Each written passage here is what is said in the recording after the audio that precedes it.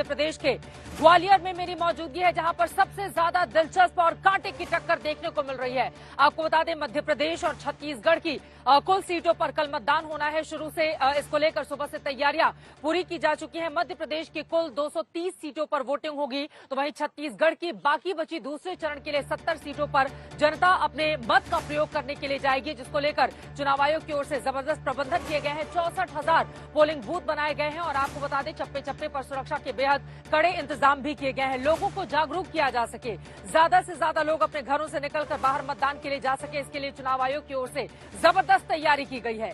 मध्य प्रदेश में तकरीबन 2,500 उम्मीदवारों की किस्मत का फैसला कल यहां की जनता करने वाली है, तो वहीं छत्तीसगढ़ में 950 से ज्यादा उम्मीदवारों की किस्मत का फैसला कल 70 विधानसभा सीटों पर वहां की जनता की ओर से किया जाएगा।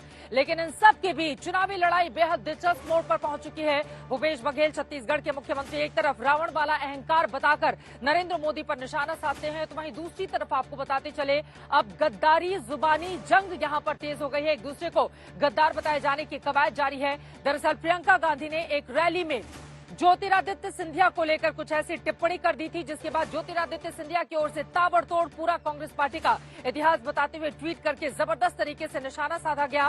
कांग्रेस पार्टी को एमपी की जनता सबक सिखाए, इसका जिक्र किया गया है। तो वहीं दूसरी तरफ अब भारतीय जनता पार्टी माधवराव सिंधिया के अपमान का मुद्दा बताकर कांग्रेस पार्टी पर जबरदस्त तरीके से वार कर रही है। शिवराज सिंह चौहान से लेकर हेमंता विश्वकर्मा, तमाम मुख्यमंत्रियों की ओर से भारतीय जनता पार्टी के कटाक्ष किया जा रहा है और प्रियंका गांधी को अहंकारी बताया जा रहा है। लेकिन इन सब के बीच ये तो जुबानी जंग हो गई, लेकिन दरअसल असल लड़ाई इस बात को लेकर है, क्योंकि ग्वालियर और चंबल क्षेत्र में कुल 34 सीटें आती हैं। कांग्रेस पार्टी ने पिछली बार 27 सीटों पर विजय हासिल की थी, भारतीय जनता पार्टी के खाते में सिर्फ 5 सीटें गई थी। लेकिन ज्योतिरादित्य सिंधिया के भारतीय जनता पार्टी में शामिल हो जाने के बाद इस बार क्या कांग्रेस पार्टी के लिए चुनौती बहुत ज्यादा बढ़ गई है? इसी वजह से गद्दार कहकर ज्योतिरादित्य सिंधिया को संबोधित किया जा रहा है। क्या यहां पर भारतीय जनता पार्टी ज्योतिरादित्य सिंधिया के बहाने क्लीन स्वीप कर पाएगी, जैसा कि वो दावा कर रही है, या फिर कांग्रेस पार्टी बाजी मार ले जाएगी?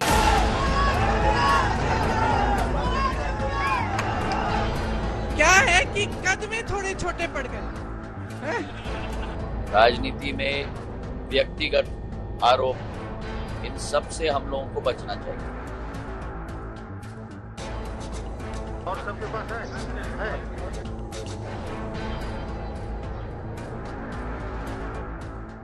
इधर ईवीएम तैयार है, मतदान कर्मी होशियार, वोटर तैयार, मगर सियासत की अदावत ऐसी कि नेताओं की खत्म नहीं होती तकरार। रात भर की बात है, सुबह होना हिसाब है, लेकिन आखिरी घड़ी तक गद्दार पर तकरार है। कहानी चुनावी वार पलटवार की है, जो प्रचार के मंच से शुरू हुई तो थमने का नाम नहीं ले रही। शुरुआत कुछ यूं हुई। इनके जो सारे नेता है ना, बड़े विचित्र टाइप के नेता हैं। पहले तो हमारे सिंधिया जी, जानते हैं, मैंने उनके साथ यूपी में काम किया। क्या है कि कद में थोड़े छोटे पड़ गए हैं? लेकिन अहंकार में तो भाई वाह। सियासत की बात में कद को लेकर जो जुबानी घात शुरू हुई तो पलक झपकते ही विश्वासघात तक पहुंच गई। मगर ठहरिए, पहले अहंकार वाले चैप्टर की यूपी वाली कहानी सुन लीजिए। हम यूपी में काम कर रहे थे, तो देखो यूपी वालों की, तो हम भी यूपी के हैं, आदत है हम लोग शिकायत, गुस्सा, नाराजगी सब निकाल देते हैं। महाराज बोलने की आदत नहीं है। लेकिन भैया उनके पास जो भी कार्यकर्ता जाता था, कहते दीदी जी हम क्या करें, महाराज महाराज कहना पड़ता है, हमारे मुंह से नहीं निकलता तो फिर कुछ काम ही नहीं होता हमारा। यहाँ तक भी अहंकार की बात चल रही थी, मगर कांग्रेस के दिल में कुर्सी गंवाने की कड़वाहट इतनी थी कि भड़ास थम न सकी। वैसे उन्होंने अपने परिवार की परंपरा अच्छे से निभाई है।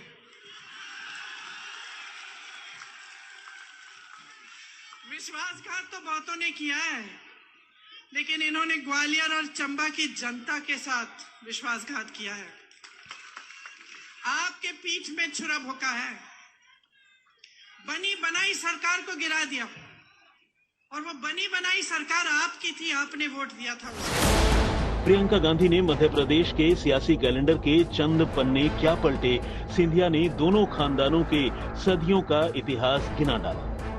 कांग्रेस नेताओं समर्थकों ने दशकों की पुरानी कहानी बतानी शुरू की तो बीजेपी ने कांग्रेस के संस्कारों का सुर्राग छेड़ दिया। ये घटियापन है। मुझे लगता है स्तरहीनता है और कांग्रेस बौखलाई हुई है, इसलिए इस तरह के काम कर रही है। प्रियंका गांधी के वार पर सख्त प्रहार सिंधिया की ओर से भी हुआ। ज्योतिरादित्य सिंधिया ने सोशल मीडिया पर बिंदुवार पलटवार किया। प्रियंका को पार्ट टाइम नेत्री लिख दिया। अफगानों से अंग्रेजों तक सिंधिया के संघर्ष की कहानी बताई और कांग्रेस की चीनी कथा भी लिख डाली। छोटे कद के वार पर आईना वाला पलटवार किया। करप्शन से लेकर वादा खिलाफी तक की बात कही और चंबल को चंबा कहने पर प्रियंका की अज्ञानता का बखान भी कर दिया। जब कांग्रेस में थे, वो जो कहते थे शिवराज सिंह जी के बारे में और प्रधानमंत्री के बारे में, वो तो मिटा नहीं है ना। अब जो उनके बारे में कहते थे कांग्रेस के बारे में कह रहे हैं। लगता है कि मेरा अनुभव सिंधिया जी के लिए बहुत अच्छा है। बहुत विनम्र है, कार्यकर्ताओं के साथ बहुत सौजन्यता के साथ मिलते हैं वो। वैसे ये पहली बार नहीं था। सिंधिया पर विश्वासघात का वार पहले भी हो चुका था। दरअसल इस पूरी कहानी के पीछे ग्वालियर चंबल के इलाके में कांग्रेस को संभावित नुकसान की खींच को लेकर थी। दिग्विजय सिंह का कहना है कि सरकार गिराई है, हम कभी उसको माफ नहीं कर पाएंगे। दिग्विजय सिंह का कहना है सिंधिया जी ने सरकार गिराई, हम उनको कभी माफ नहीं कर पाएंगे।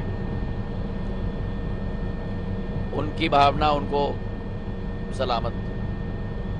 क्योंकि 2018 के चुनाव में ग्वालियर चंबल के इलाके की 34 सीटों में से कांग्रेस ने 27 सीटें झटक ली थी और बीजेपी को सिर्फ 5 सीटें मिली थी।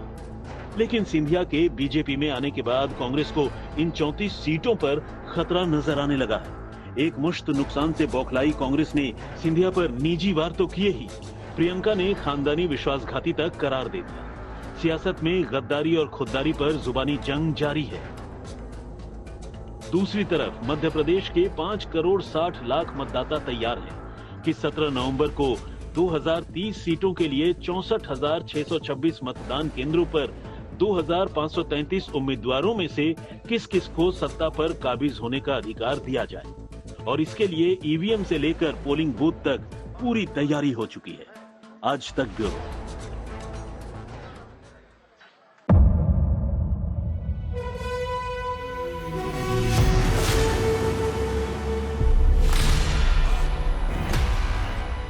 मुद्दों का मैदान, जिम्मेदारी लेंगे, तर्कों पर घमासान। क्या बताना चाहते हैं इस देश को? किससे किसकी ठनी, न्याय की नीति नहीं बनती है। किसने दी, किसे पटखनी? क्या सच है जिसको छिपाने की कोशिश? खबरों की दुनिया का सबसे बड़ा अखाड़ा दंगल देखे मेरे यानी चित्रा त्रिपाठी के साथ रोज शाम 5 बजे सिर्फ आज तक पर। ना पक्ष ना विपक्ष, ना लेफ्ट ना राइट, ना मिर्च ना मसाला, खबरों का बोलबाला।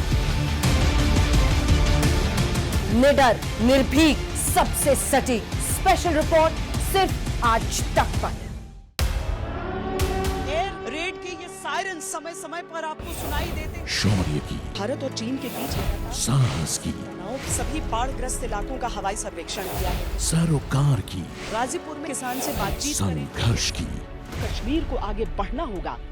संयम की, भावनाएं भड़की या दंगे भड़काए गए।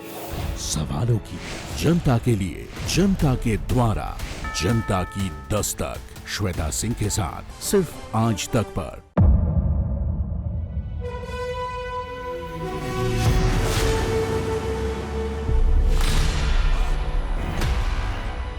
मुद्दों का मैदान, जिम्मेदारी लेंगे, तर्कों पर घमासान। क्या बताना चाहते हैं इस देश को? किससे किसकी ठनी, न्याय की नीति नहीं बनती है। किसने दी, किसे पटखनी? क्या सच है जिसको छिपाने की कोशिश? खबरों की दुनिया का सबसे बड़ा अखाड़ा दंगल देखे मेरे यानी चित्रा त्रिपाठी के साथ रोज शाम 5 बजे सिर्फ आज तक पर। ना पक्ष ना विपक्ष, ना लेफ्ट ना राइट, ना मिर्च ना मसाला, खबरों का बोलबाला। निडर, निर्भीक, सबसे सटीक स्पेशल रिपोर्ट सिर्फ आज तक पर। एयर रेड के ये सायरन समय समय पर आपको सुनाई देते। शौर्य की, भारत और चीन के बीच साहस की, सभी बाढ़ग्रस्त इलाकों का हवाई सर्वेक्षण किया है। सरोकार की, गाजीपुर में किसान से बातचीत करें। संघर्ष की, कश्मीर को आगे बढ़ना होगा। संयम की, भावनाएं भड़की या दंगे भड़काए गए। सवालों की, जनता के लिए, जनता के द्वारा, जनता की दस्तक। श्वेता सिंह के साथ सिर्फ आज तक पर।